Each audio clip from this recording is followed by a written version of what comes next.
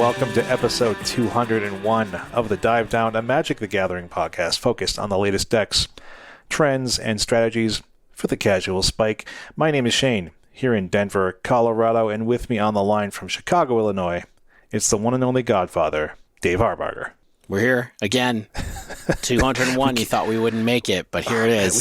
We keep doing this. We keep doing this to ourselves, and we're asking for it. It was a bit of a mental hurdle to be like, okay, we made it to 200. Now we're going to go up to the next mountain. You know, it's like we climbed Everest, but now we're going to go climb K2 or whatever, the one that's even harder than Everest. You know what I'm saying? Yeah, like me trying to do a 14er. You know, where it's like I can't do it. Yeah, it's too alpine-y. But yeah, we're here. Episode 201. Unfortunately, obviously, we don't have Stanislav. It's the winter time, which means everyone just gets sick. Yep. Stan's sick. My children are sick. I'm holding on somehow. My wife is sick. I think she's becoming sick. I hope that I make it through this undoubtedly 2-hour-long recording before I get sick. This is one of those times when we're like, let's make this one quick. We just released a 2 hour, 15-minute episode. Let's make this one like 75 minutes, and we have 11 pages of notes. It's not going to happen. I guess half a page is some review, like a screenshot of the latest reviews, so that helps out. So that's really just for our edification. We're not going to read those. It would be pretty wild if we got like 75% of the way through this episode and I just like disappeared and Shane was alone. I'll just close it out, you know. Mm-hmm. But so this week stands out, so that's sad. But Dave and I are going to talk a little bit about a variety. We're going to have a proper breakdown. We're going to talk about NRG Chicago, Chicagoland in Mundelein, Illinois. So there was a Pioneer event and a Modern event. We're going to talk a little bit about the Pioneer 10K because we figure with all of the RC coverage you likely heard on all the other Magic podcasts you listen to, you're probably a little RC'd out, and it's already, past relevance. Yeah, and you might even be a little pioneered out. So we're going to talk mostly about Modern, of course. Exactly. And for extra special reasons, if you didn't pay attention to the NRG Chicago that we'll talk about later. No spoilers. Yeah, no spoilers. We'll talk more about some of the newer deck developments that we are seeing happening from Brothers War, stuff we tested out. Are we going to sleeve, believe, heave these things? Or are we going to save that for new decks later? Because this is really like tech updates to existing decks using Brothers War in Modern. It's a real catchy title. SEO is going to go wild for that one. This is one of those ones where it's like testing the latest developments in, if you want to put it like in one of our episode umbrellas. But before we get to that, some housekeeping. We're doing some catch up here. So we've got a bunch of new patrons, new citizens of the Dive Down Nation. We have Eris, Derek S, Mark S, no relation, I imagine, Chuck M, Zachary T, Martin B, and Breakfast Enjoyer. That's probably their given name. Breakfast Tea Enjoyer. So we have so many new citizens of the Dive Down Nation, including Breakfast Tea Enjoyer. I have to believe it's all because we hit episode 200. Everyone was just flocking in. They're like, this is a legitimate podcast now. Yeah, they've been waiting. People have been waiting 180 episodes to join the Patreon. And here we are. I think it was the spirit of Thanksgiving. I think it was that we released it, a week after Thanksgiving. The turkey has gone cold. People are starting to think about the holidays. Let's take care of the Dive Down boys. These Rhino boys need stuff. We have no increased tiers, but with all the new patrons and new citizens, thank you all. We do have some reviews that we're also catching up on. I'm going to start in reverse chronological order. We have FF Freak 2787. Thanks for the kind feedback. Stompy Dan says, it's perfect. The only way to improve would be daily and longer. I don't think it's going to happen, my friend, but thank you for this encouragement. Our significant others and our sanity would fail. Now, if we could get the stretch goal to, I don't know, $25,000 an episode, maybe then we could talk about doing it daily. You need to make $25,000 a day. Not for each, split 3 ways. Yeah. Except for when Stan's not here, then it's only split 2 ways. He doesn't need to know. Yeah. I'll take a clean 12.5. We also have Spasiegel. This is one of the wildest reviews. I mean, I don't even know how to get into it, but why don't we just read the title? The title says 3 future divorced dudes killing it, and you know what? I hope they're wrong about that, but we appreciate the stars. We never know what tomorrow's going to bring. Every episode is a risk. It's one more chip on the iceberg of marriage. Yeah, we're spending that relationship capital by being here with you folks, and we hope you appreciate it. And from these reviews, it feels like you do. And then finally, Jackson GS. I like this one. My favorite podcast. This is the essential podcast for the casual spike. Thank you so much. Couldn't say it any better. Wow. What's going on here?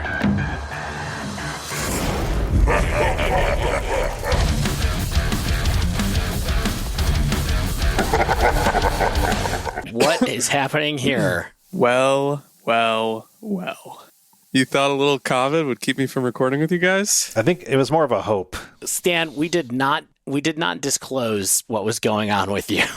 We just said you weren't here. Oh, well. You're not feeling we said it was winter and you were sick. Oh, yes. It's worse than that. I was on a plane and I caught COVID. I don't know if it was on the plane. I was in Europe. Yeah. You never know what the breathing happening over there is. A lot of mouth breathing, I've heard. That's what leads to it. And also, that's why you pronounce it COVID, because it's that European strain. Is that what it is? That's right, yeah.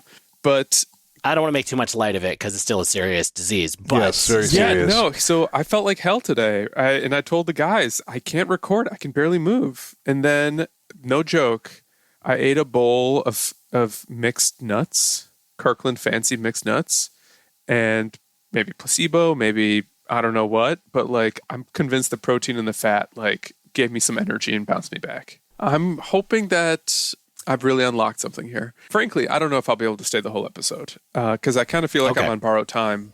But because I got the second wind, figured why not join my two best friends? I appreciate it. We're going to do the breakdown first anyway, Stan, and that's the Stan zone, the Stanislav Center, I don't know what else to call it. So let's finish up this housekeeping. Very good. All right, let's talk about the ways you can support us and keep this boy healthy. If you want to support us directly, you can go to patreon.com/thedivedown and join our Patreon the way that those 7 people did who have been holding out for 2 or 3 years, apparently, and joined because of episode 200. We appreciate your support. You can find us there. If you would like to support us on manatraders.com, the rental service for Magic Online cards, we have a new code. It finally lines up with the number. It is the Dive Down 10. That is our new code to get 10% off your first 2 months of rental cards on manatraders.com. Magic Online rental service, manatraders.com. We love you. I use it a lot this week. Still there. Works great. Barrister and Man, our shaving, skincare, grooming, cleaning partner. Will at Barrister and Man, longtime partner of the Dive Down Now. If you would like to get 15% off of your first order of Barrister and Man products, and we'll talk more about them later, it's the Dive Down 15. And then finally, we're going to talk about NRG Nerd Rage Gaming's great series here in a moment. But if you would like to get a discount on some paper cards, you can go to Nerd Rage Gaming and use code DIVE8 to get 8% off. Go help Norm and the team out there. Perfect. Thank you, Dave. So, as Dave mentioned, Nerd Rage Gaming, paper series. We have talked about them a number of times. They had another event in Chicagoland in Mundelein. I can't believe they had them so close together, but they are based out of Chicago, so this all makes sense. Interestingly, they had a Pioneer 10K and a Modern 5K. The number of entrants for both of these was about the same, like 100. I think there actually was more in the Modern 5K. Well, let's talk about why that might be. We're a week late here. It was Thanksgiving weekend. Okay, so it might be hard for people to get away for Saturday from their families on a Saturday. I think they wanted to. They were like, "Let's go." Yeah, I'm sure people wanted to, but getting away on a Sunday to sneak in a sneaky Modern tournament when your family's starting to head home, maybe one of us even managed to pull that off. We'll see in a minute. But anyway, so we're going to focus more, like we said, on the Modern 5K. We're a little pioneered out on this pod, but let's just talk long story short about the Pioneer 10K. There was surprisingly high win rates for Abzan Greasefang, and perhaps not so surprisingly for Selesnya Angels. They both came in strong at high 50% win rates. Mono Green made a little bit of a comeback after kind of the middling showing at all the RCs. That was in the mid-50s, but it also fell to the 4th most popular deck, tied with Azorius Control in terms of representation. The most popular decks, perhaps unsurprisingly, Rakdos Midrange, 21 copies, I believe, with about 140 people, so like almost 20% of the meta. Is It Phoenix was second, Mono White Humans was third, and the aforementioned Azorius Control in fourth. These all had between 48 and 52% win rates, so everyone's planning for these decks, and it's Pioneer, so there's a lot of kind of power equity between these decks by and large. Karuga Fires also was more popular than expected. About 4% of the meta performed middling as well, about 49% win rate. Lotus Field. Surprising to me, people did not start picking up Lotus Field. Yeah, it doesn't make any sense to me. As much as I don't want to see more Lotus Field floating around the meta, the way it performed in the RC, the way I think it's performing for people online right now, I'm really surprised that only 3 people brought it to the paper tournament. An exactly 50% win rate. I mean, it's only 3 people. We don't have a big sample size here. In the finals, let's just cut straight to that. We had Matthew Minier on Mono Green Devotion. They faced Theodore Jung on Rakdos Sacrifice, and Matthew won. Matthew's deck had 2 Lovestruck Beast in the main, a single Sky Sovereign in the main as well. Otherwise, it looked pretty stock. And then some spicy new Wishboard options included Transmogrifying Wand, which I don't believe I've seen. It's not a new card. It's a pretty interesting removal, or kind of more of a generous gift type effect. Yeah, I mean, it's been there a lot, actually. Like, it comes and goes. Yeah. Haywire Might, Woodcaller Automaton, Cityscape Leveler, and the Stone Brain, all new cards from the Brothers War. Matthew was either testing or decided that they liked that quite a bit. So yeah, that's what happened. Mono Green Devotion, back from the dead. It's like, hey, remember me? I still own Pioneer by and large, so enjoy. Okay. So that's Pioneer. Pioneer, thank you for that whirlwind tour through Pioneer. There you go. Play whatever you want. Yeah, exactly. There's still lots of good decks in Pioneer.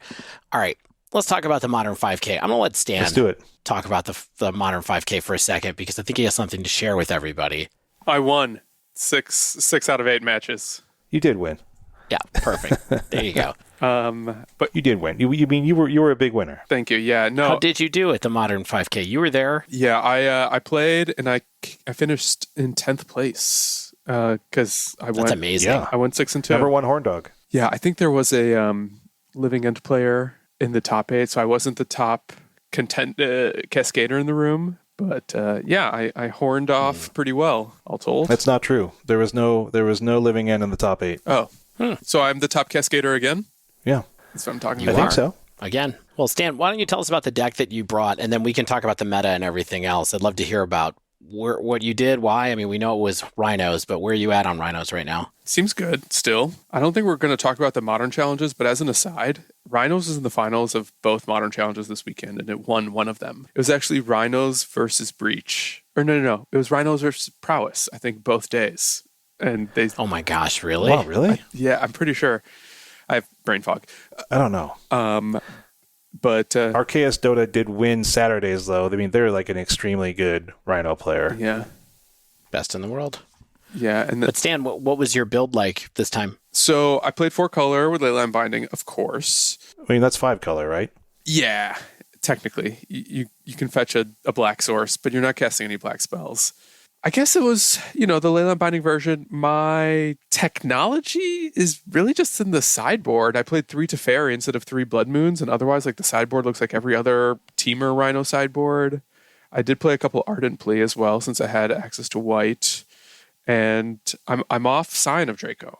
I was playing 4 Brazen Borrower, and I was glad I did. I think everyone's off Scion now. That's what I've been noticing is Scion was that's cute, but it's not what we need. Yeah. We don't need to beat down. We need the right kind of interaction or more Cascade spells. And I think we can talk about that kind of technology. We'll talk more about various ways to get more Cascade spells in this episode. For sure. But that's super exciting, Stan. 10th place. Yeah, it was. I had some really great matches for me. I played against Creativity twice. Didn't drop a game. Also, never dropped a game against Scapeshift. Just makes me kind of even more convinced that these are really good matchups for Rhinos in general.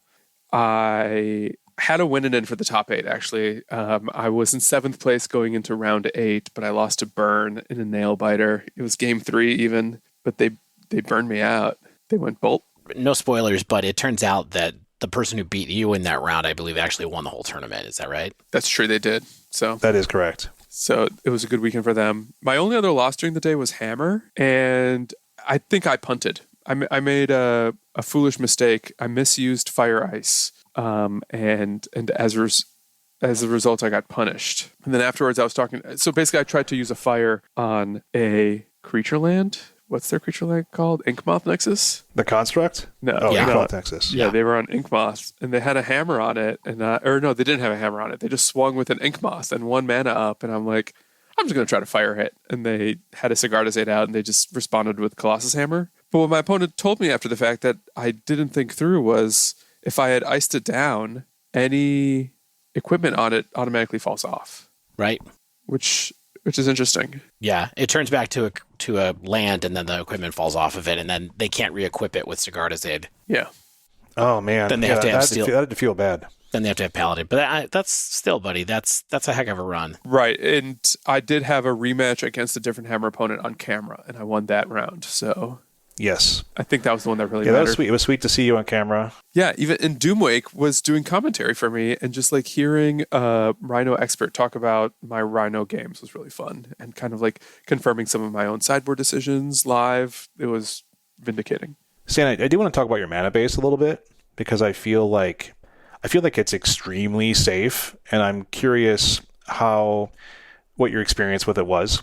I'm sure, like, because it feels so safe, I'm sure that it ended up feeling really good, but you're running a lot of shocks and more basics than I personally would expect. I mean, only one more basic. So you have the usual Steam Vents, Temple Garden, Breeding Pool, Stomping Ground, but you also added a Sacred Foundry. Yes. You have the Grixis and Abzan Triomes, of course, but then you also have the basic Forest, Island, but also a Plains, because I guess you just do not want to get caught out not having access to Leyline Binding if someone, I guess, does some weird land destruction on you. Yeah, or just being able to like sometimes fetch the plains for Ardent Plea is also fine, but Leyline Binding is definitely the big one there. What are you fetching that with? Flooded?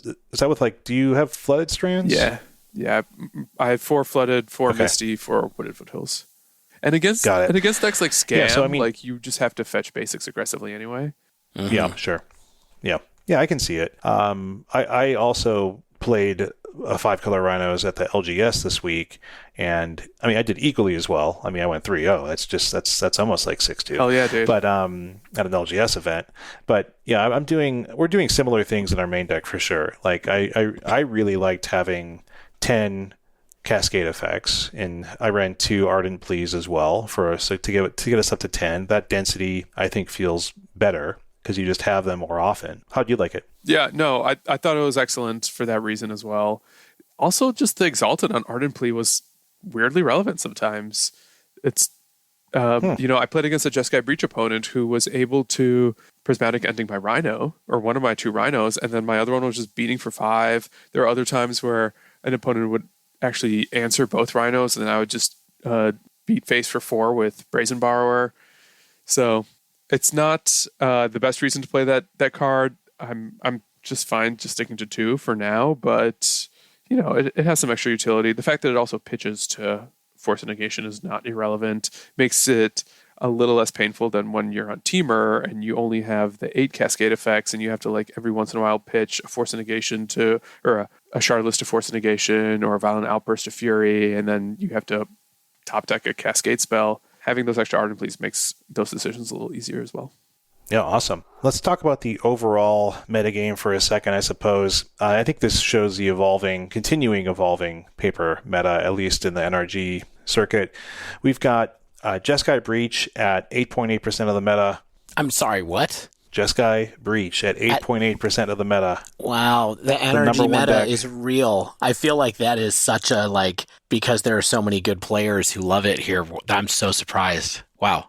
Okay. Yeah. I mean, someone was playing it at my LGS this week as well. I think it's like we talked about, like the technology is becoming, I guess, more accessible. People are understanding the deck better. They're not as afraid of it, and people are just picking it up because it's, essentially it's sort of an evolution of Murktide in some way. Yeah. And also, Mox Amber reprinted aggressively in Brothers War. So there you go. We have, is it Murktide next up at 8.1%? Oh, I guess I should mention Jeskai Breach had a 53% win rate.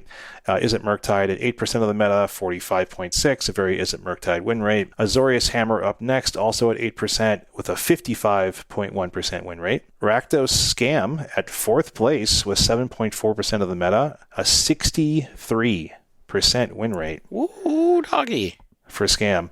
Burn and 5-color Blink featuring Yorion both had 10 copies or 6.8%. Burn was at 55% win rate and Blink was at 38.3%. Did you just say featuring Yorion? Did someone cheat? Or was it a Kahira deck? Or just featuring Kahira? Was that muscle memory? I think it was. But Blink at only 38.3% win rate. My goodness. So maybe this is not as good as we anticipated.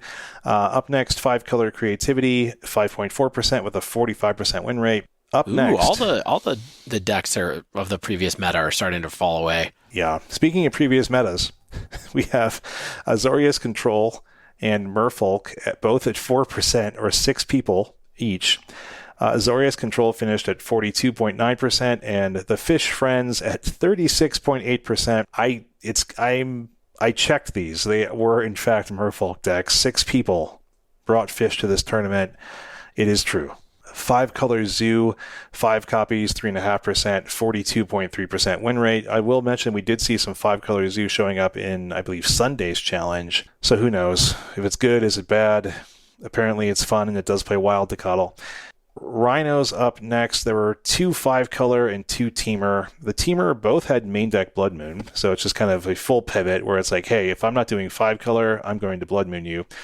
Living End also 4 copies, so 2.7%. Rhinos was at 55.5%, Living End at 54.2%. Let's go Cascade. And then 68 decks at 2% or below, or about 45.5% of the meta. So, a pretty diverse meta overall. The top deck was still below 9% of the meta, not like 15 to 20% like we've seen from time to time. I'm pretty sure this is the first time that we've seen Jeskai Breach as the number 1 meta deck at a tournament. Yes, for sure. Right? The prophecies has been fulfilled. Yep, here it is.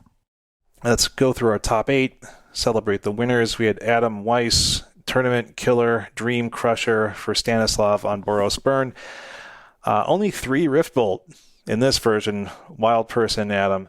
We had Jebediah is the name given on Melee on Rakdos Scam in second place. An interesting build. Seems to combine some Scam concepts and some Goblin Bombardment stuff. We had a total of only 5 Undying effects, so 2 Malachir Rebirth, an Undying Evil, an Undying Malice, and a Feign Death.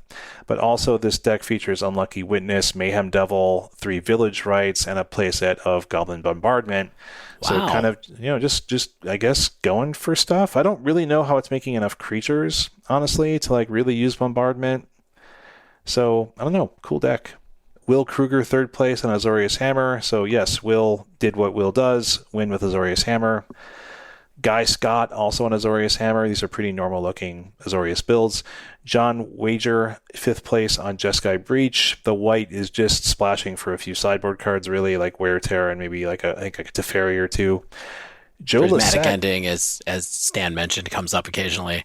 Yeah. Joe Lissette, 6th place.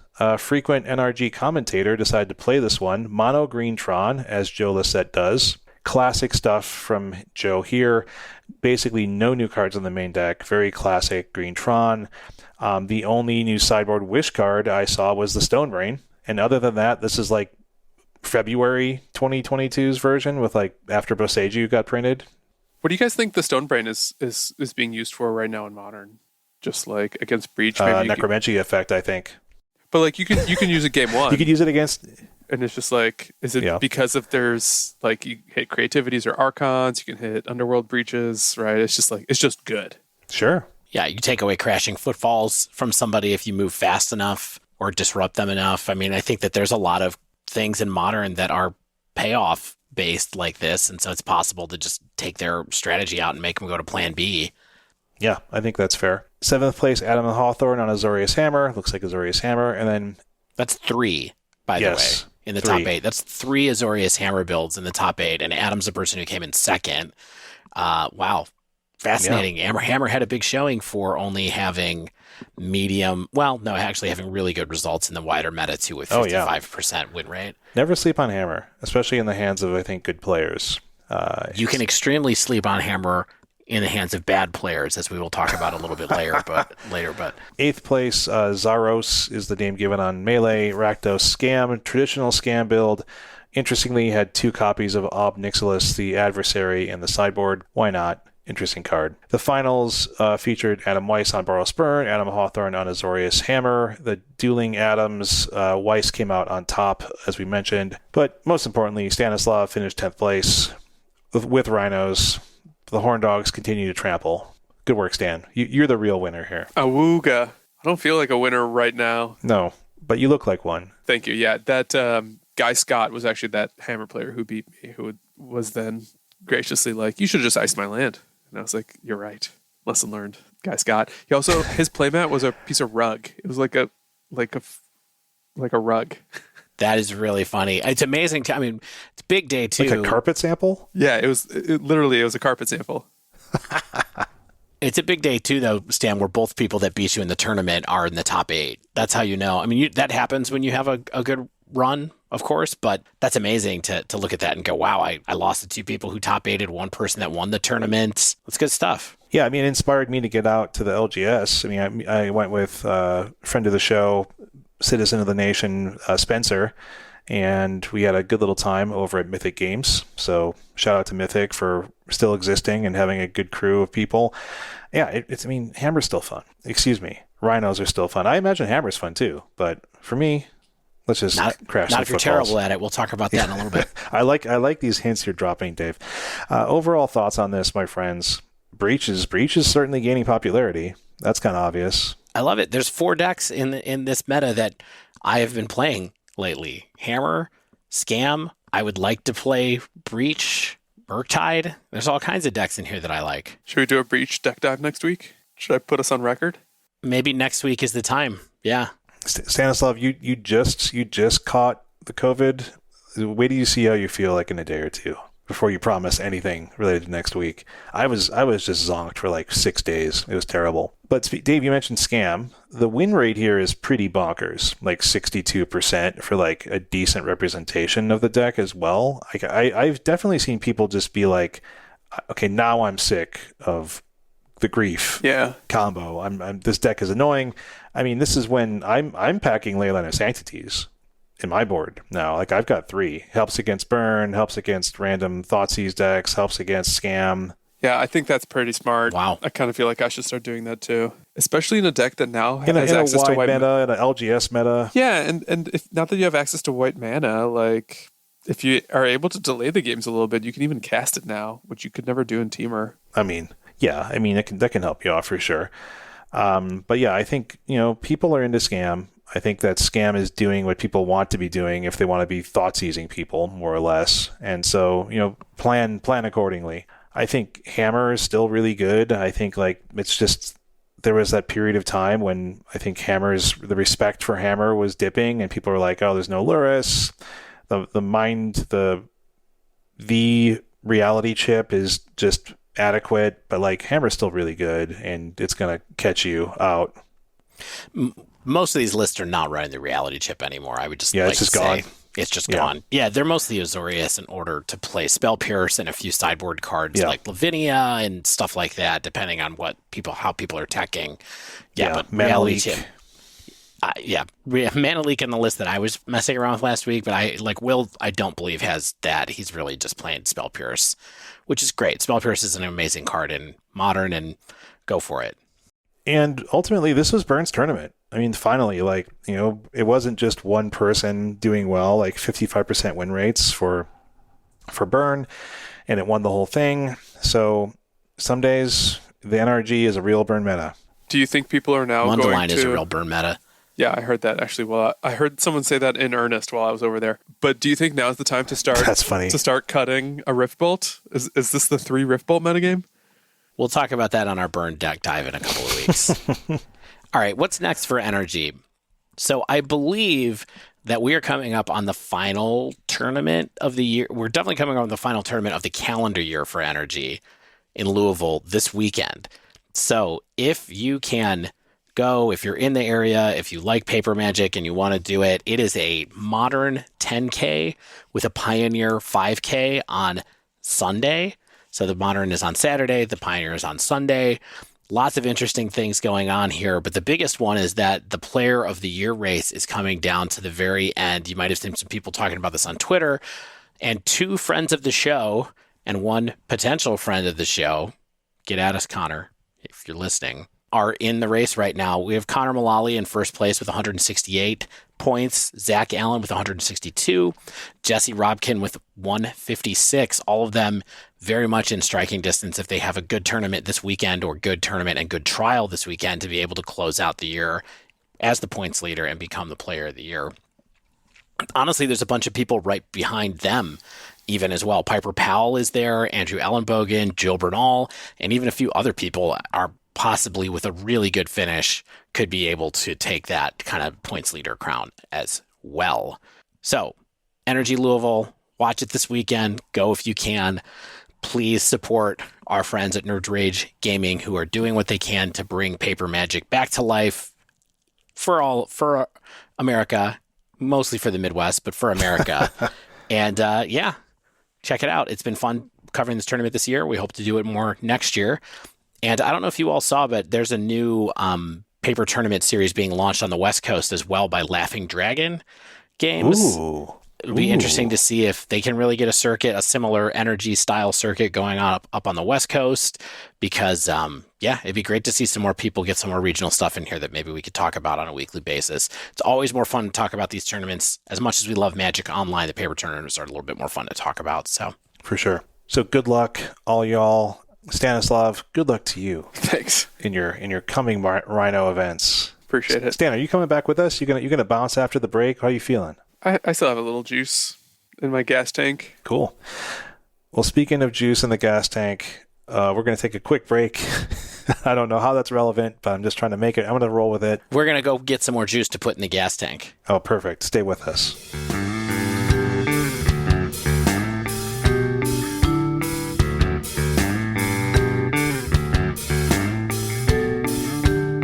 Hey, friends. It's me, your local gray-bearded Santa Claus impersonator. That's what I was going to say. Oh. I just was stopping by to see if you had anything you could share with me about beard and grooming care this season as my hair gets drier and my skin gets drier and I want to smell betterer. Well, Santa, I'm sure your elves are overworked, but we have our friend Will who is doing all the work for you. You should be gifting soaps, shaving soaps, body soaps, fragrances, and more to the people that have been on your good list and maybe people on the naughty list who had time to repent. Is there one that smells like coal? I have something perhaps even better, because coal is a dirty, polluting energy source. And Barrister Man has just released Atomic Holiday. Okay? So this is very Will Santa. It's all about thinking about atomic energy. December 1942, Enrico Fermi changed the world, successfully tested the first man-made nuclear reactor, and to pay homage to this achievement, this is a scientific milestone, clean, perfect, never failing atomic energy, the 80th anniversary of Fermi's experiment. We have this sounds dope, okay? Pineapple, lime, bergamot, labdanum, and ozone. Atomic Holiday is optimistic, bright, and cheery fragrance for even the darkest winter nights. Yeah, it's just beautiful. I love it. So there's the shaving soaps, there's the shaving soap samples. I believe there is a splash. There's all the things. So yeah, I mean, you can now get atomic energy in your stocking instead of Sounds cold. amazing. I have atomic energy in my sleigh these days. Additionally, another new release is the Fougère Classique. This is based on one of those formula resurrections of the legendary Fougère Royale. It's floral, opulent, lavender, oak moss, coumarin. I don't even know what that is. I'm sure it smells delightful. Bergamot, geranium, jasmine, lang lang, benzoin, labandum, patchouli, heliotrope, musk, and vanilla. So if you want to smell like literally everything in Will's... Santa's pretty sure you only pronounced a few of those words correctly. Yeah, I'm sure. So it's the quote here: "If God had give ferns a scent, they would smell like Fougere Royale." So that sounds dope. You want to smell like a fern? Get this, I do. That sounds great. What's up with the existential question of if there had been a smell for ferns, they would smell like this? That's a good point. Ferns have a smell. Do they? I don't know. It's more Paul like Parquet thinks this smells better than a fern. Yeah. Well, I think a lot of things smell better than a fern, including every single fragrance from Barrister and Man. Check them out. Use the code TheDiveDown15 if you would like to get 15% off your first order. And, if this is a repeat order for you, leave a little note in there. Let them know that the Dive Down sent you. We appreciate your support.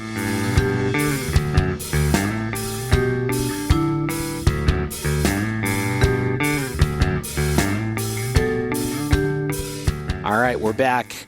It's time for us to hop into some new Our decks. nuclear-powered sleighs. Hop in your nuclear-powered sleigh and come with us to the Dive Down, where we're going to talk about tech and new decks made possible by the Brothers War, specifically in Modern this week. Maybe we'll see what happens in other formats going forward. We are close to losing Stan, our sick boy. Stan, but you've been playing a pretty cool deck that I think people have been talking about on Twitter. I'd love to hear what it was like for you. What have you been doing? Sure. What have you been doing? I fired up Aspiring Spike's Shape Anew deck, featuring Portal to Phyrexia from Brothers War. Okay. I should read what some of these cards actually do, because... Yes, what is Shape Anew? Is that like a transmogrify thing? So Shape Anew is 3 and a blue for a sorcery. The controller of target artifact sacrifices it, then reveals cards from the top of their library until they reveal an artifact card. That player puts that card onto the battlefield, shuffles all other cards revealed this way into their library. So that's Shape Anew. Portal to Phyrexia is a 9-mana artifact from Brothers War. And it reads, when Portal to Phyrexia enters the battlefield, each opponent sacks 3 creatures. At the beginning of your upkeep, put target creature card from a graveyard onto the battlefield under your control. It's a Phyrexian in addition to its other creature types. So I think that's pretty self-explanatory. Yeah, I was going to say, is this deck list the one that sort of Spike was using that has a lot of evoke creatures or creatures that you can bring back into play from your graveyard? So it's kind of doing sort of like the Seance thing, except for the creatures get to stay forever, which is pretty cool. So you're maximizing comes into play abilities, right? Yes. So the creatures you're referring to are Muldrifter. He was running 4 along with 2 Avalanche Riders and 4 Fury. And the ways you're making the only ways you can make artifacts here are either with Ragavan Nimble Pilfer or with Gingerbread Cabins, which is that non-basic forest from Eldraine that creates a food when you control 3 other forests. The only other playable creature land. Yeah. Gingerbread Cabins. Yeah. Yeah. All right. So it's similar to Dwarven Mine, right? Where you're kind of like, I'm going to get something, make a token with a land because I can go fetch it, and then I'm going to Shape Anew it into Portal Phyrexia. Exactly. Yeah. And I think the constraints you're putting on your own deck are a little bit more manageable, because with the creativity decks, you were very limited in the type of creatures you could play because you needed your creativities to always hit Archons, right? Here, you just don't put any other artifacts into your deck except Portal to Phyrexia, and then if it hits the board as early as turn 4, usually that's a board wipe, which is what I found to be the coolest thing about it. But also, you have such inevitability because you can get creatures from any graveyard. Yes, you can get your Muldrifters and your Avalanche Riders and Furies, but if your opponent had a good creature, like an Omnath even, you can just get that. The low end of the deck also has your standard package of 4 Wrenn and 6, 4 Ragavan, 4 Lightning Bolt, as well as a few Explore and Spell Pierce, just to sort of keep your head above water in the early game and try to get to that 4th land drop as quickly as possible with Explore. So, got any Fire and Ice in there? Is it packing Fire and Ice too, or no? No. Okay. Maybe it should. Not all the tempo cards then. Yeah. I will say this. I mean, every deck should. This deck is fine. The comparison was good. It's just another Ragavan Wrenn and 6 deck where if you have a big flashy top end, it's going to do the thing some number of the times. Other times, your Ragavan kind of takes over. Other times, Wrenn and 6 just kind of takes over the game. It's hard to really go into detail about what makes this deck special. in a way, it's maybe a little harder to hate out, short of having like a counterspell for Shape Anew. But if you can't get to Portal of Phyrexia, or rather, like if you can't cheat it in, because your spells are so dinky and like your Mole Drifters are usually getting evoked, there are a couple of games where I was able to just get to 9 mana. And Ragavan and Explore helped with that. And then Run and 6 made sure that I hit all my land drops. And then at that point, like Gingerbread Cabin or whatever that thing is called, it was just like gaining me life against a burn deck just to keep me, in the game long enough to actually eventually land a Fury or something. So I think this deck is fine. I think it's going to be more of a meme than a contender because it doesn't necessarily feel like it's doing like something more broken than creativity. But Portal to Phyrexia is a card that I think is really good, but for its mana cost. And you sort of have to cheat it in, but like coming down and instantly killing 3 and then just basically always sticking around and making sure you're putting pressure on the board every single turn was huge, especially if that pressure you're putting down is Mole Drifter, so then you're like drawing more gas as well. Yeah. I mean, there's a reason that card has suddenly spiked up to be like $30 recently, because I think it's just such a good search target or cheaty target for formats like Modern and things like that. And even maybe Pioneer, I think people are going to be really looking into how to make that card go. So even if this deck doesn't work now, for whatever reason, I think there's a good chance that it will work later in some form or another once there's a core or a meta game that really makes a lot of sense for Portal to be the perfect payoff for the moment. Yeah, the thing that's just never very clear to me was whether like Portal's a better payoff than actual Archon. Like Archon sometimes like just wins on the spot. There's no crackback. With Portal, like you can have a theoretical crackback. Yeah, nothing as harsh as a theoretical crackback. I mean, people are really experimenting with new Archon builds as well.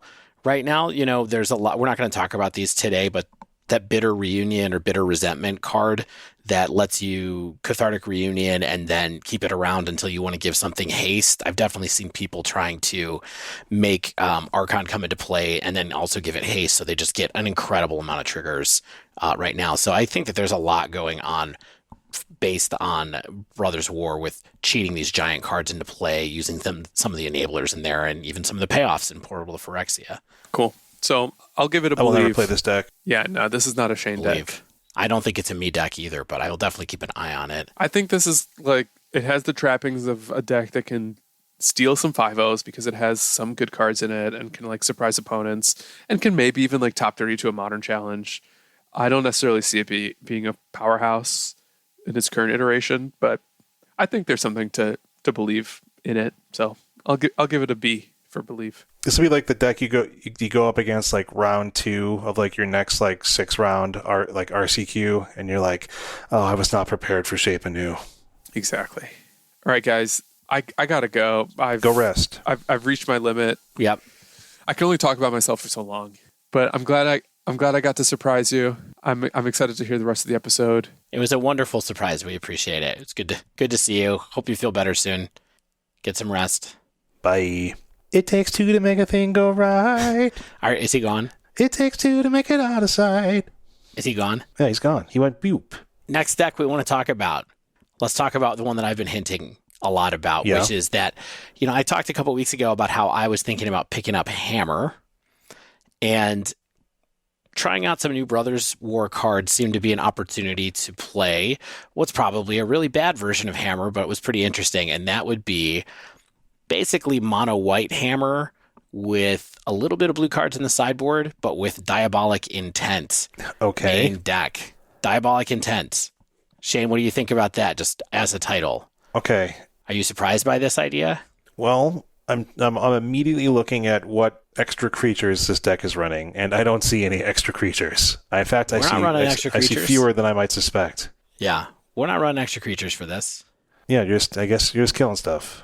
Just to remind you, what Diabolic Intent does is that it is Demonic Tutor, but you have to sacrifice a creature when you cast it. That's it. 2 CMC, tutor something up. Here's what made me interested in it. So I've been interested in playing Hammer. I've been messing around with it a little bit. Hammer struggles, at least in my opinion, from the outside as someone who's just starting to learn how to play Hammer. Hammer struggles with getting the right pieces of their combo at the right time.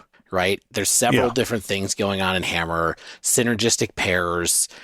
It already runs tutors occasionally in the form of Steel Shaper's gift, but we have great tutors that get Hammer already. The problem is you don't really have great tutors that get your equippers. You don't have great tutors that get Sigarda's Aid or that get Pure Steel Paladin, either one of those. So having something that can get you whatever combo piece at the right time that you want was kind of appealing to me on its face.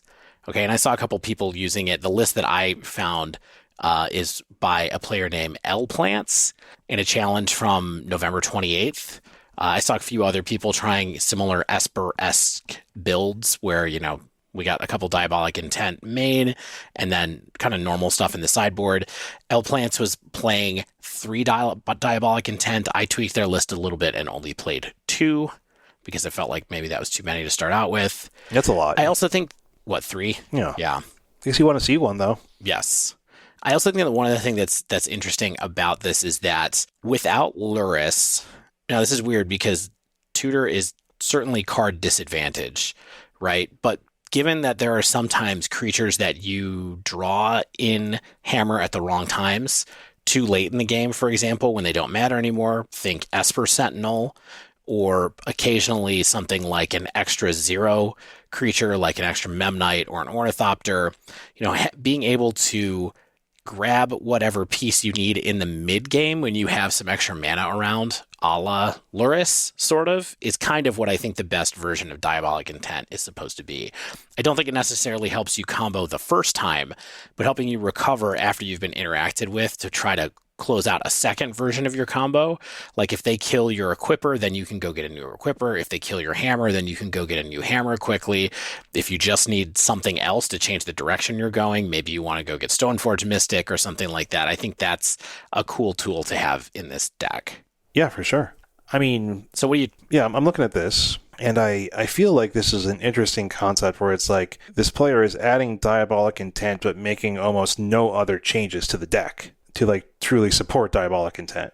Well, I don't think it has to be supported necessarily, but the sacrifice is the deck slots, right? And so what you don't get to play with Diabolic Intent is you don't get to play, there's no room for Spell Pierce anymore. Yeah. Main. Or like Thoughtseize if you're doing like some kind of Orzhov build or something like that. Right. So you're not really changing most of the deck. You might be doing something like playing more Giver of Runes, for example. So you have protection in the form of creatures instead of in the form of spells or stack-based interaction like you do in Spell Pierce. So running 3 Giver of Runes gives you an extra creature. You know, you got a Gingerbrute in here that I don't think is in every list all the time right now. But I think Gingerbrute's good, so I'm a little surprised. But that's kind of the deal. I don't really think you have to go out of your way to support the card. It's just a question of if it's good, I think. Yeah. I mean, the reason I'm saying that is because like we still only do have 2 Memnite. We have 4 Ornithopter. And so you're making room for the Gingerbrute and maybe like a third Giver of Runes, but like still only 22 creatures here. So you're really hoping to like stick a creature that perhaps matters, or diabolic intenting up your Sigarda's Aid or something like that, if you're really running low on Urza Sagas to get your Colossus Hammer. So I just feel like I would want like more fodder, but perhaps I'm kind of overestimating how much fodder one actually needs. And I'm hoping, Dave, you can tell me about your experiences using Diabolic Intent. Yeah, my experience is that you don't need more fodder. Okay. I do think there's a lot of fodder in this deck. And for reference, I'm looking at Will Kruger's list from NRG right now. He only had 20 creatures in his deck. I'm looking at another person who went 3-1 in a prelim. They only had 19 creatures in their deck. So I think that having 22 creatures actually is a little bit on the high side for Hammer as far as things go. So anyway, that's fodder, yeah. Yeah. And like I said, there weren't a lot of moments where I didn't have a creature I could sacrifice for it unless I was already losing the game. And I think that's part of what the problem with this is that there were a lot of times where the card felt amazing. Being able to go drop an Esper Sentinel on turn 1, and then the next turn maybe kill your Esper Sentinel or drop an Ornithopter, kill it with Diabolic Intent, have your Esper Sentinel still sitting there, and then the following turn be sure that you're going to go hammer Sigarda's Aid or tutor up whichever half of that you needed was pretty amazing. And then conversely, being able to go at a different point in time and be like, okay, I'm going to go look for, now I'm going to look instead for Pure Steel Paladin, or I'm going to go look instead for, one time I was on the Urza Saga plan and I used Diabolic Intent to go get another Urza Saga so I could keep making more constructs. Even though that was a little slow, it still enabled me to be able to follow the game plan that was making the most sense in the game that I was playing. I gotta say, I feel like the piece that I want in this deck is Core Outfitter. Like, I'm really surprised there's no Core Outfitter to tutor up. Like, where you're like, I don't have 3 artifacts, so Pure Steel Paladin's not going to do what I want, but I have 1 hammer and maybe 1 creature, and I can go get Core Outfitter and equip the hammer to something, or equip it to the outfitter, and you don't need a lot of pieces there. It's sort of like a real good fail-safe. Yeah, I like that idea, actually. At first, I was kind of like, why would you do that? Because Diabolic Intent makes sure you get your best equippers whenever. But what you just described is being able to sacrifice a creature that you can't equip to go get Core Outfitter to equip Hammer to it itself. Yes. Makes sense. I think I like that as a game plan. It might be worth it. There are just a lot of times, though, where it felt to me like having a spell that I needed to cast for 2 CMC was really mucking up the works in Hammer. And so I'm not sure, I haven't played this enough, because on the one hand, most of the payoffs you're getting with Diabolic Intent only cost 1 mana. Either Colossus Hammer or Sigarda's Aid are kind of like what you're planning to search. And that's great. But a lot of times having enough mana to really pull this off, especially in the early game, felt like it wasn't good. And that's part of the reason that I really felt like I wanted to only have 2 of these in the deck when I was playing, because it's more of about the mid game and about recovery, I think, than it is about making sure that you combo off really fast off the top, is kind of how I feel about it, which is weird because it looks like when you first do it that you're like, oh, I'm going to guarantee that I'm going to curve into my hammer combo every single time. And I don't think that it's really best at that. Yeah. This feels like a grindy thing where it's like, I have a lot of pieces, and frequently what Hammer does is put those pieces together. But this is sort of like things aren't coming together exactly as I need, or like you said, they wear tear away, or they force a vigor away my Sigarda's Aid, and I need to go figure out a backup plan here. Yeah. So all in, my experience with this carded Hammer, I would give it a maybe. Like I said, I would give it a believe minus. Like, let's call it a believe minus for as far as our scales go. Yeah, I think that maybe there's some day where you want this because the meta's gone a certain way, but it feels like the blue stuff is so much better and cheaper and easier to use that I would probably just stick with the other evidence is like a lot of people are looking at this deck right now and nobody is picking up this tech seriously. Even, none of the decks that we saw in Energy had it. It's not really picking up steam in the challenges or the prelims. I think it's a cool tweak on a deck that's already really good, but I don't think it's going to win out over the long run. So that's why I would call it a believe minus. As an aside, Hammer is really hard to play, I think. It's not easy. It's definitely not easy. Yeah, it looks like it's going to be easy, and then you're just like, oh my god, what do these cards even do? What do these cards do when I don't have anything for them to do?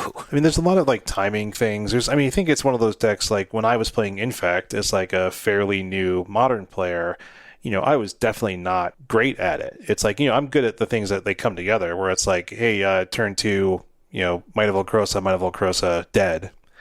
Something like that. But like in the long games where your opponent has interaction and they're packing the Force of Vigors, or they have the bounce spells, they have the interaction, and you're like, well, how do I, they have the Otawaras or something like that. You're like, well, how do I maximize my games that I'm winning in the face of all this? And that's really, I think, what separates the good players from the players like myself. And I think it's just a lot of reps to like figure out how you juke in those situations, right? Yeah, I also think this has the classic problem of like a combo-ish deck when you're sideboarding, on knowing what cards you can take out and leave in to be able to behave the way you want to in games 2 and 3. It's hard too, because it feels like every piece in here is essential to do something. But I'm going to keep going for it. I really like having an Urza Saga deck in my arsenal. I think it's still a great card in the format. I think everything in this deck is really interesting. It's nice to have a deck that I can just have in a box and not really take any of the pieces out because... Yeah, that's a good part of Hammer for sure. Right? They're not used in a lot of other things, so I'm going to keep trying it. But for now, I'm going back to blue-white to learn more. All right. So like you mentioned, new tech that people might not be picking up. I have some new tech that people are picking up in some way, shape, or form. I did some testing of a new Rhinos list by Rhino aficionado Brittany MTG.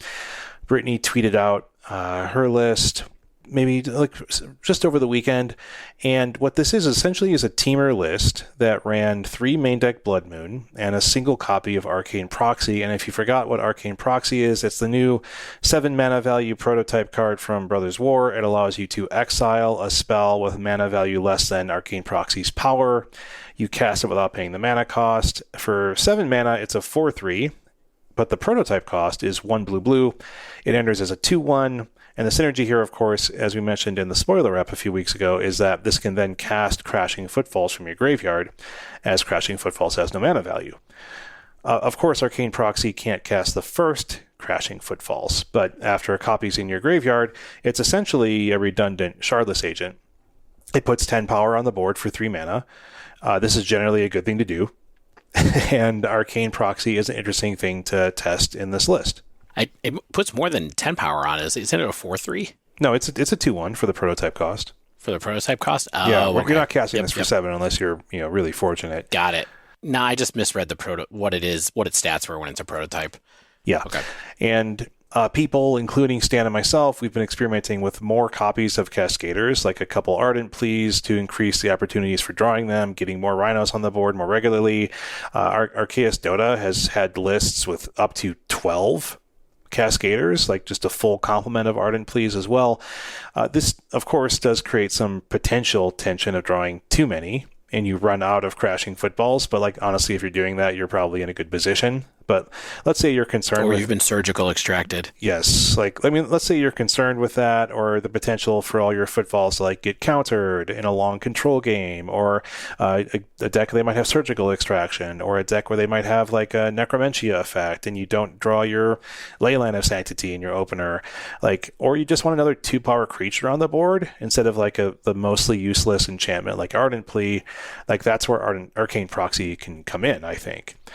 And this also removes the reliance on 4 or 5 color mana bases. Like if you want to play Ardent Plea, you're going to be doing at least 4 colors.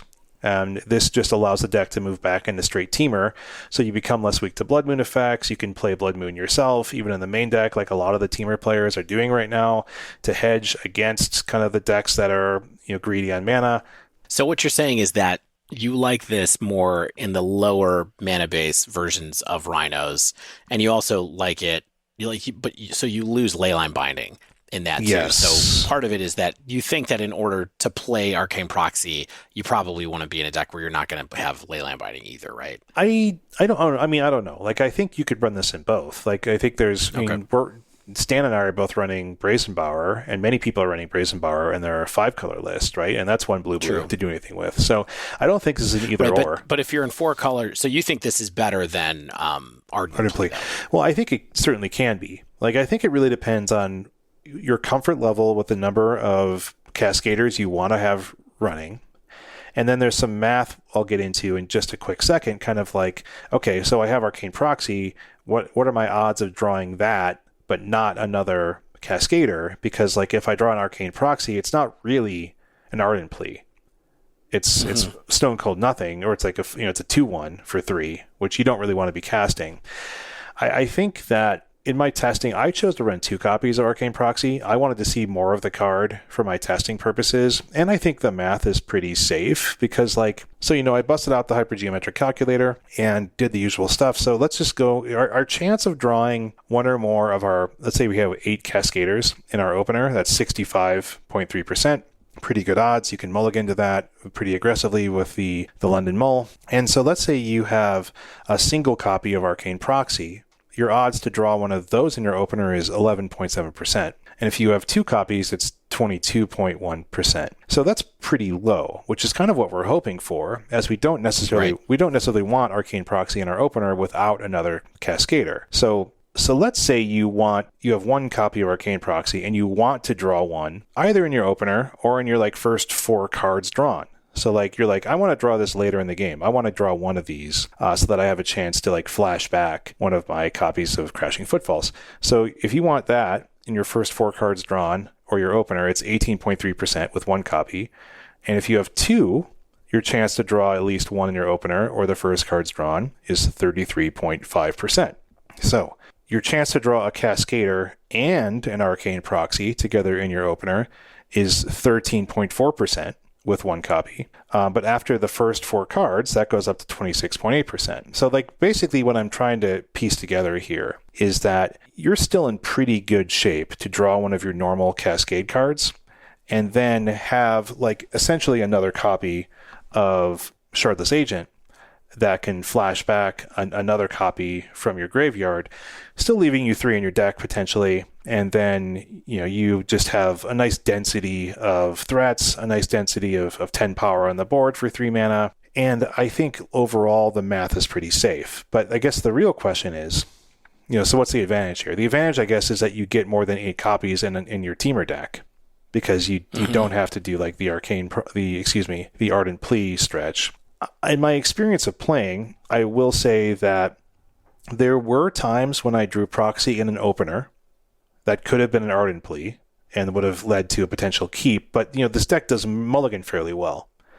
So, this is not a deck where you need all 7 cards to do what you want to do. You mean mulligans to 6 and even 5, I think, pretty well in certain matchups because you cascade, you make 8 to 10 power, and you're blocking, you're attacking, you're doing what you want to be doing. But having Blood Moon in this deck, along with 1 blue, requires you to like fetch double blue, which can be hard. Like I've had proxies, I did have proxies stuck in hand or Bower stuck in the adventure zone, which is like a weird tension. Like, but it's like you don't need to play Blood Moon on 3, but you have to draw your fetch lands. And also comparing Borrower stuck in the adventure zone to Proxy stuck in hand is kind of different because you may have already gotten part of a card of value out of Borrower by having it there, right? So it's tough, yeah. I mean, so like it's like Blood Moon is really good. Sometimes you really do want Blood Moon on 3.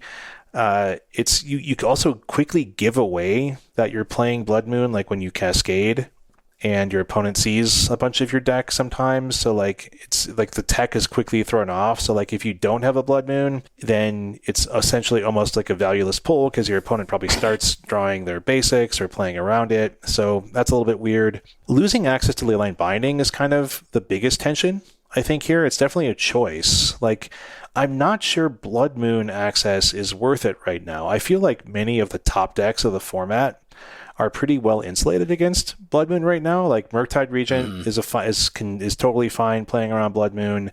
Rakdos Midrange is a Blood Moon deck.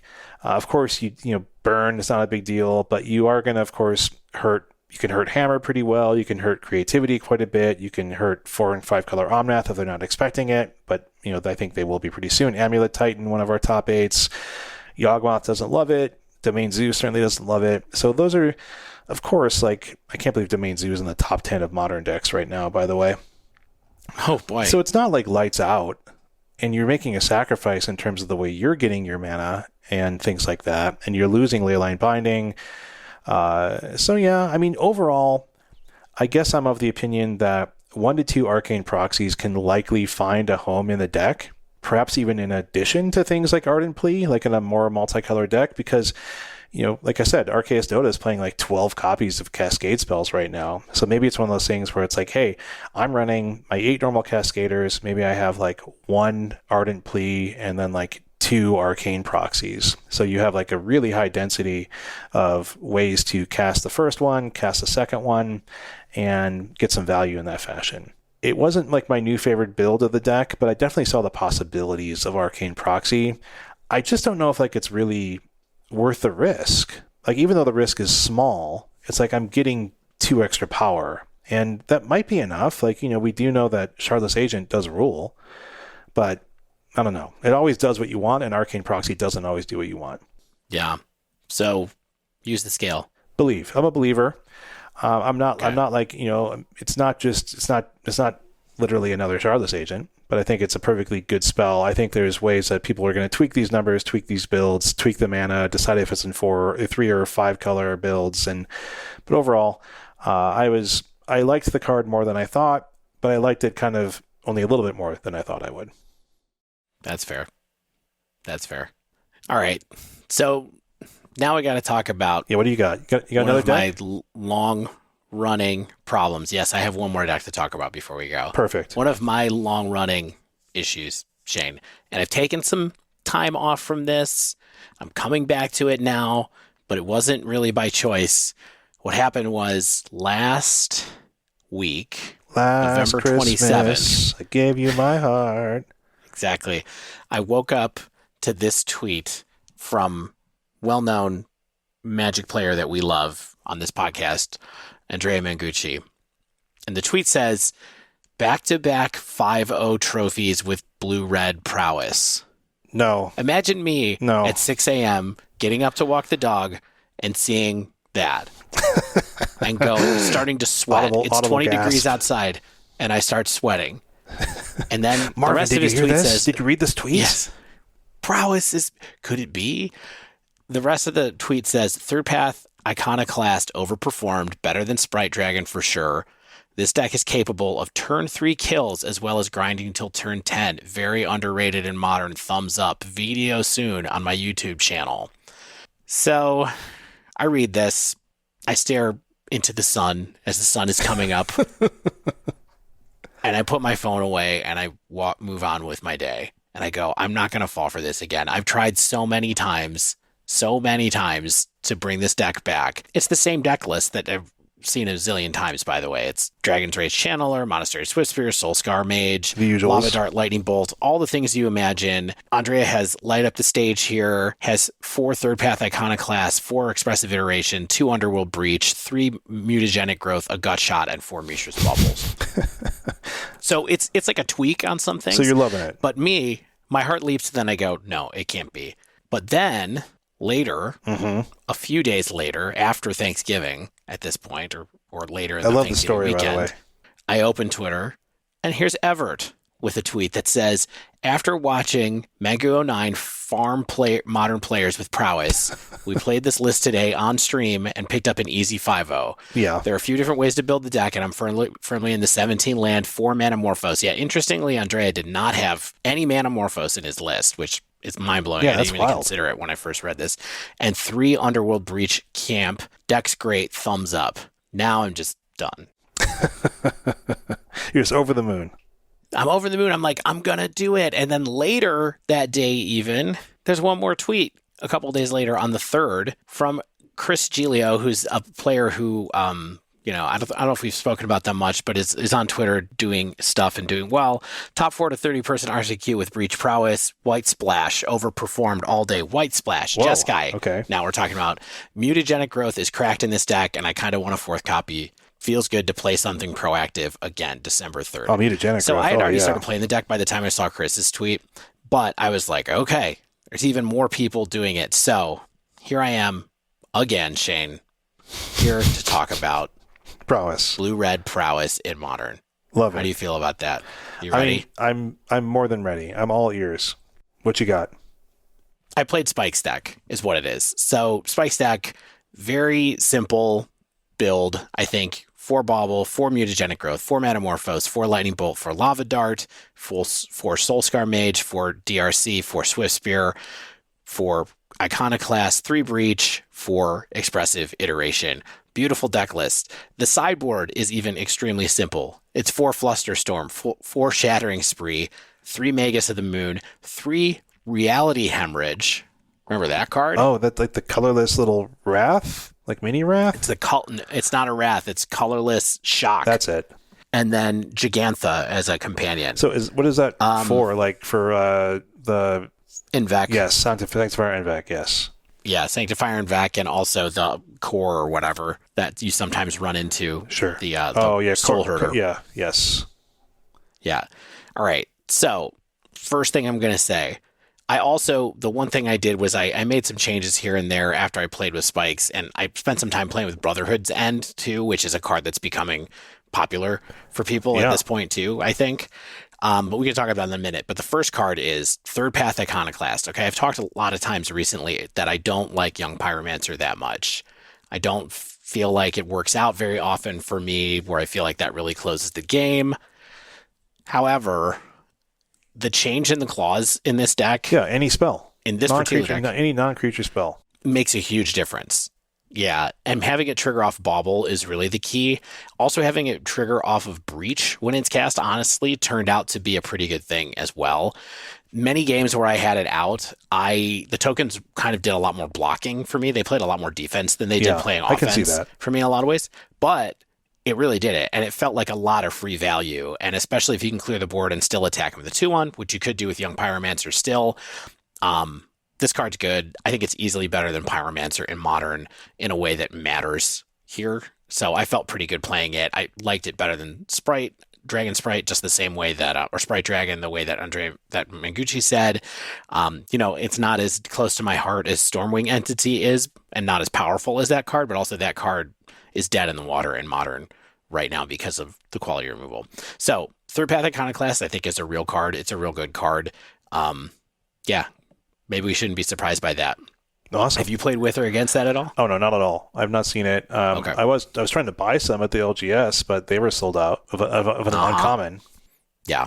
Well, I opened 3 boxes of Brothers War, and I only opened 3 of those. I have 6 of all the other uncommons. That's always the worst. I need one more. I know, it's so annoying. Yo, but why here's were you the opening real 3 boxes of Brothers War? I just did. It's just what I've done. My man. You were there for one of them after we played That's a good it point. you saw me do it in the hotel room in Atlanta. But here's the real lead in this deck, though. Underworld Breach in this deck. Yeah, so let me interrupt briefly. I have played some Underworld Breach Prowessy style decks, and my general. Oh, really? You remember? I think I tested something like a while ago, and like my take was kind of like Underworld Breach kind of sucks early, and you're not getting a huge amount of value late. It's like basically like, it's typically maybe like a 2-for-1, or if you're really lucky, you can go off with like maybe like a 3-for-1, and like maybe that's good enough. Like a 2-mana 2-for-1, that's like 2 triggers or something like that is all you need. So how have you liked it? So I don't think that's a terrible assessment. I think that the big thing is that casting Breach to trigger your prowess creatures, and then also using that to trigger some additional triggers with spells out of the graveyard is true. So you usually get 3 prowess triggers and 2 cards of value out of Breach, I would say, in many situations. Like, that's the middle of it.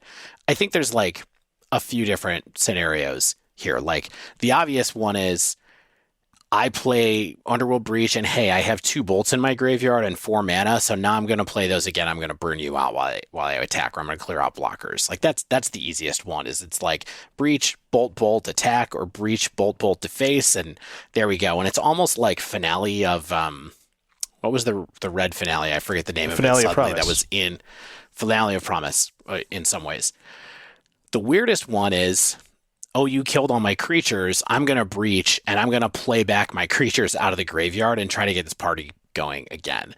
That happens sometimes. It's not the best version of Underworld Breach by a long shot, but that is something that I did a few times just to be able to rebuild my board after our Wrath. And then, of course, there's the truly broken things that you can end up doing with Underworld Breach, where if you have fed your graveyard pretty well in the early game with Dragon's Rage Channeler and fetch lands and spells and things like that on the first few turns, you can have a pretty deep graveyard, and suddenly you're doing something like casting Bauble 4 times. So you're getting 4 triggers and drawing 4 new cards, and then swinging in and having Breach go away, and then you suddenly have refilled your hand and put in a huge attack for 0 mana. Basically, so you can do it when you're very short on land if you have a deep graveyard. You can also do something similar where I played a game one time where I cast Mutagenic Growth on my Flying Dragon's Rage Channeler 6 times in a single turn. That sounds great. To kill somebody. So they tapped out against me. I dropped Breach with only 3 lands up.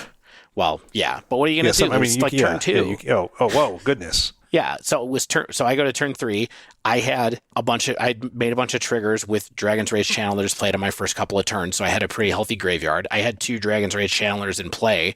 I kept casting Mutagenic Growth over and over again to make my creature bigger and just flew over and hit them. How do you have 3 other cards in your graveyard to exile? Well, every time you cast Mutagenic Growth with a Dragon's Rage Channeler in play, you get to add 2. Oh, yeah. And so if I had, I had like 6 cards in there with Mutagenic Growth, I was just kind of netting, it was only costing me 1 card net per time that I did it. Okay. I had to bang myself down to 4 life doing it, but I killed them. Sweet. So there are kind of infinite things you can do in low mana situations with these cards. That's great. That's awesome. Yeah. Now, No. did I think it was good or great? I thought it was fine. Like, I'm kind of in the Believe Plus version of this. I just think that this finally showed to me that I should be trying Breach out. I know everybody is trying Breach out apparently now, like Jeskai real Breach, not this Prowess Breach deck. Prowess Breach deck. Because it's clear that Underworld Breach is busted, but I don't think this is the best way to take value from this card. I just think this is a fun way to make this deck good again, competitive again for now, and kind of see where it goes. But I do think that this is a legit aggro deck at the moment.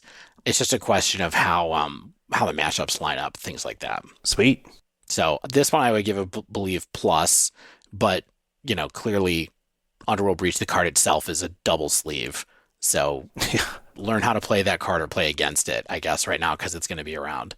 Yeah, this is pretty wild. I mean, I want to go back to briefly to Third Path Iconoclast, and like, as much as I want this card to rule, it's like, it makes me think of something like Monastery Mentor, which is of course white, 3 mana, makes prowess tokens instead of like these 1/1 colorless soldier artifact tokens, and it's like, is this on game plan? Like, does it depend on the game? Like, where it's just like, I'm going wide and none of your removal can possibly stop me, because like, if this sticks on the board at all, I'm making like a little tiny soldier army. But like, it doesn't feel like it's like, you have your aggressive cards that are like intended to end the game very early, and then you have like Iconoclast, which is sort of like maybe like a grindier go wide card, and maybe they just work in tandem well enough where it's like, both are fine.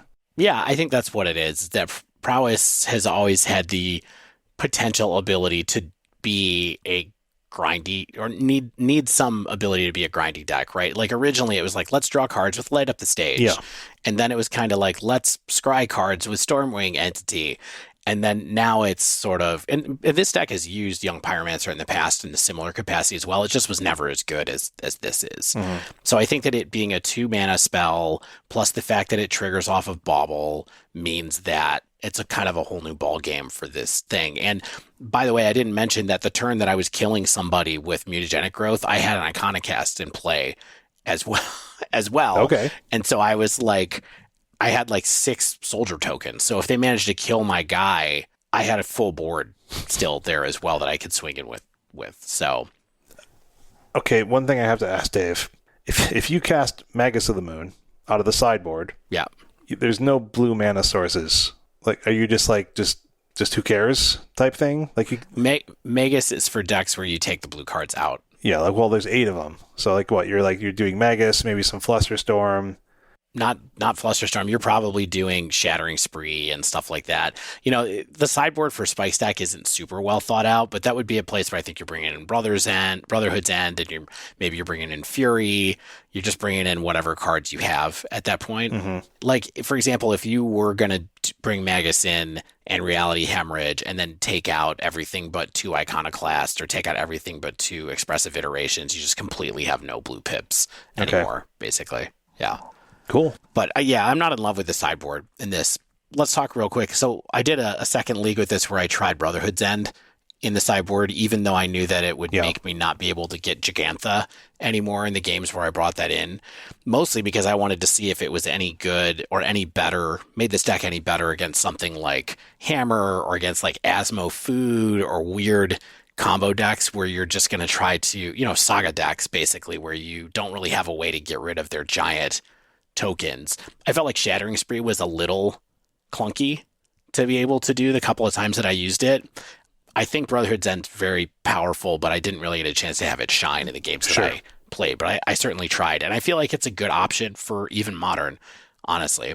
Yeah, I'm happy. It's definitely a card that's getting some hype for sure. Like it's going up in price, so I'm glad I snagged some cheaper and some more expensive.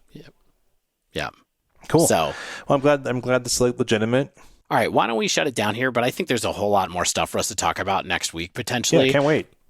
Stan said maybe what we should do is talk about Jeskai Breach next week, the Real Breach, the Mox Amber Breach. I feel like maybe we could go one more week on that and talk a little bit more about Brothers War cards, because there's some weird things going on in particular, a deck from Aspiring Spike using Sarenth Steelseeker, the card that you pointed out during our spoiler session, to make an incredible number of triggers. Might be worth doing. I think there's a lot to talk about with Bitter Reunion, like I said earlier, so maybe we'll lean into that a little bit more next week. But never call your shot. Yeah, we'll see. Maybe we'll do something totally different. I would love it. So that wraps up this week's show. Dave, I always love having an episode, even though Stan was here. It's like just us. But if you haven't yet, make sure you subscribe to our podcast. You get the latest episodes as soon as they drop. If you use Apple Podcasts, leave us a rating and review over there. If you use Spotify, you can leave us a 5-star rating. I think only on the desktop version. Maybe it's only on the mobile version. I don't know. Like, synergize your features across your platforms, my friends. If you'd like to submit a question or reach out to us or tell us just how much you love listening to us in the shower, doing dishes, walking the dog, driving to work, tweet at us at the Dive Down, all one word, or you can email us at thedivedown@gmail.com. If you want to support us, you can join the Patreon, become a citizen of the Dive Down Nation over at patreon.com/thedivedown. As always, thanks to Mana Traders for sponsoring us. You can use the promo code TheDiveDown10, all one word, gets you 10% off your first 2 months of running Magic Online cards. Of course, the shaving soaps, body soaps, fragrances, and more at Barrister and Mann, MANN, using code TheDiveDown15 for 15% off your first order. If you want to buy some paper cards at Nerd Rage Gaming, use code DIVE8 for 8% off your order there. Thank you, Nowhere. Thank you, Spaceflood, for letting us use your music. And until next week, be like Stan and finish 10th place at the next NRG Modern 5K!